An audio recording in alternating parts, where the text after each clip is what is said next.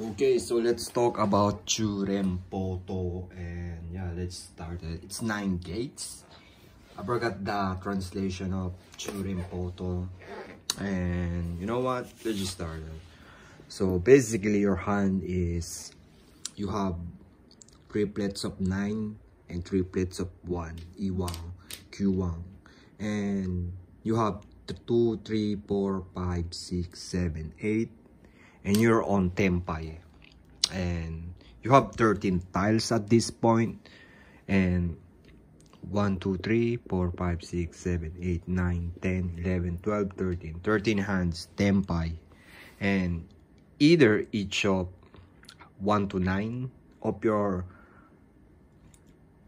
this hand, you can be easily wrong sumo or any kind of somebody else. You can win if you see this. If you Kyuso, if you count that, you have pairs, triplets in a pair, and 3 2 3 4 5 6 7 8 and 5 6 1 2 3 4 5 6 7 8 9 and a triplets. So it doesn't matter which hand you get. 1, it's the same.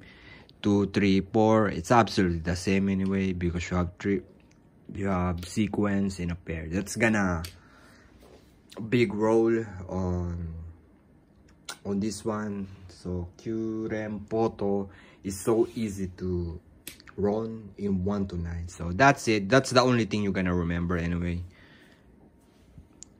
It's 1 to 9, and you can do it on Manzu, Sozu, Pinzu. It does not matter which suits that, as long as you get this type of hands with triplets of 1 and triplets of 9, and the inner, how you gonna translate the inner suji,